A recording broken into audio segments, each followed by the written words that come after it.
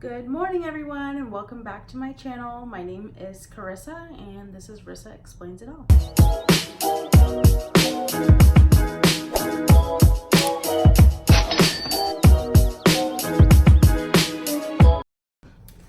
Alright guys, today I'm going to go over my student loan story. I keep saying that in every video and now I'm finally going to do it.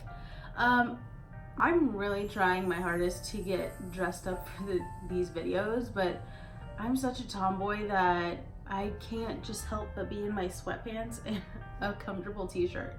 Getting glammed up for a video is really hard, and I know I should do it because it looks better than me looking like a little 5-year-old, but I'm comfortable. And you don't care about what I look like, you care about my story, maybe. I don't know. So let's go ahead and get into that. All right, y'all. So let me start off by saying what I'm about to say is not to be like braggy. Like, I'm not trying to brag, okay? I just want you guys to know where I'm coming from. So I come from a wealthy family. Wealthy as in my grandparents, God rest both their souls, they both passed away last year.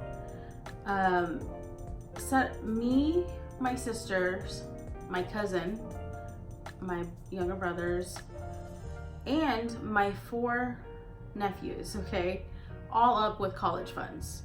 So you're probably like, you have a college fund, how did you get into student debt? Well, I'm gonna tell you how. So out of all of our college funds, I had the least amount because I went to school in 2009, which was during that, I don't know, financial crisis thing that happened. The crash of September 2008 brought the largest bankruptcies in world history, pushed over 30 million people into unemployment, and brought many countries to the edge of insolvency. And so when I started using my college fund, I had the least amount in there because it's like off of an Advantage Trust plan or something like that. So I had just under 40,000 in my student loan. I had just under 40,000 in my account for my college. As to where my sisters had upwards from like 60 to 100,000. My little brothers have probably up to 100,000, and I'm not sure about my younger nephews. So I was set up to have my college paid for, and I still didn't stay away from student loans. So here's what happened. Again, not saying this to brag, but out of high school, I was given my own apartment. My mother paid for my own apartment. Thank you, Mom. You're the best. And I was literally given everything, like cars, all the electronics, everything. School paid for. So in my mind, I wasn't a go-getter or a hustler at that time. So I was like, yeah, I don't want to work. So I signed up for student loans. And what happened is I would pay for all my classes with my college fund. And so when my financial aid would hit, I would get like $3,500 a semester. And for me, that's all I really needed because I didn't have any bills, like literally no bills. My mom paid for my cell phone bill. She paid for my apartment. She paid for my electric, I want to say. My car was paid for in full. My grandparents bought me a brand new car after my graduation. It was like an $18,000 brand new Honda Civic. So literally I had no bills. I had nothing. So I was like, I don't want to work, I just want to go to school. So I was like, well, I have to have money, dumb girl. And so I took out student loans. And in my mind, I didn't really know the repercussions of student loans. So I'm just over here taking out student loans left and right, like, yeah, I got $3,500. No, girl, dumbest decision ever. So fast forward to now, I now have my student loan debt. Isn't that great? It's not.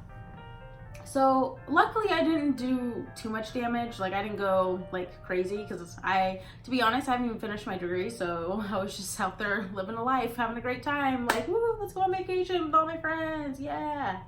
and spending that money really dumb. So I am enrolled in school now, but I am cash flowing it, so I don't have that problem. Also, as you heard in my last paycheck video, I received an inheritance. I'll be paying, my goal is to pay these off by the end of this year. So I'm gonna let you know the amounts. The government says that I owe $17,500 or something like that.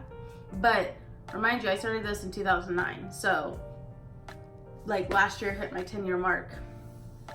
And like I said, I didn't know that you had to pay these back. Like, I genuinely did not know that. I just thought like the government was being cool. It was like, here's some money, go have some fun or something. Like, I genuinely did not know what this meant. And I think that's like 99% of our generation did not know about student loans and, you know, the repercussions of taking them out. So I was just like, oh. So I would always get them like the little bills in the mail, like Great Lakes or whatever. And I'm like, hey, cool, like, nice to see you. But I never would like try to take any action towards it. So like they kept sending it, and then I would defer it because I was like, I don't know what you're saying. It's kind of like car insurance. I never know what I'm purchasing, which is really bad. I should know. But that's the same thing with student loans. I was like, yeah, let's defer it. They're like, are you still in school? I was like, yeah, yep, defer it. So I kept deferring it, and I deferred it for too long. So it got passed off to a collections agency or something like that just recently. And not recently, last year, last May or June or something like that. And then I started receiving letters about wage garnishment, and I was like, I thought I didn't have to pay these. No, at this point I do know that I had to pay them, but and I was like, oh, I probably should like look into this before they just start coming up talking about taking my money from my bank account and all this stuff. So then last July, they were trying to put me in some loan repayment program for like 30, 40 bucks a month. And I'm like, I'm not gonna sit here and pay $40 for 20 years. Like, that stresses me out. And most people would take that option because like $40 a month is not that much. But for me, I can't do it. So I was like, no, I don't want that option.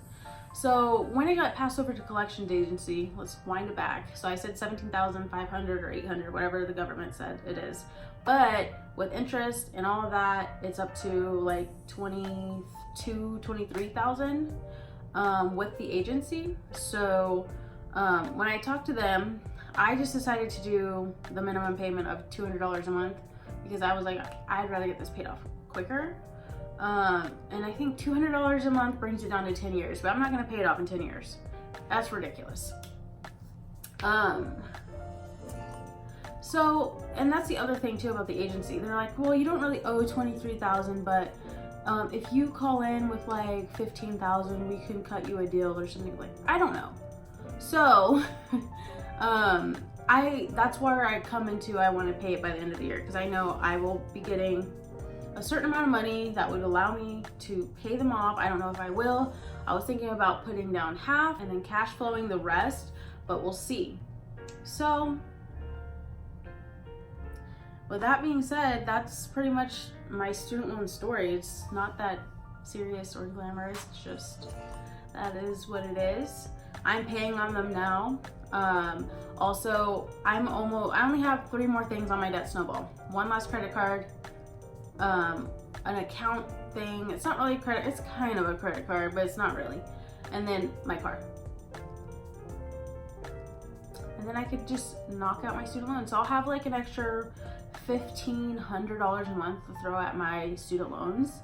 So if I do that my plan is to start the $1,500 in June or July, till December. I calculated it'll be like 10,000 or something like that, and then I can just pay 10,000 towards it as well. She's done. But I will let you guys know what I do. I'll keep you guys updated. I also just wanted to the reason I started doing this budgeting and all of that is because of my grandparents. My grandparents paid cash for everything. They were everyday millionaires. And since their passing, I'm just very inspired to keep that generation. I'm just very inspired to keep the tradition going, and I want to be able to set my children, my grandchildren up one day the same way my grandparents did. So that's really why I'm on this whole journey. Even before they passed last year, I started this because of them. They're just really the greatest people, and I am so inspired by them and their legacy that they left behind, that I want to continue it on. I want to be the next millionaire in our family. Which I probably am not. I feel like one of my uncles is a millionaire. Probably. And honestly, probably a couple of my aunts. But anyways, that is my student loan story. We're all in this together, guys. We just all were blindsided. We were dumb little people who got out of high school in 2009 like, woo!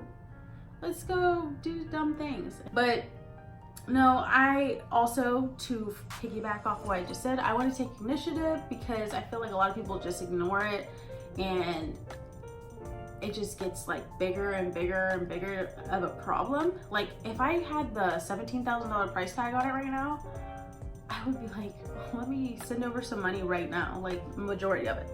But you know what, you live and you learn. So anyways, guys, that is my student loan story.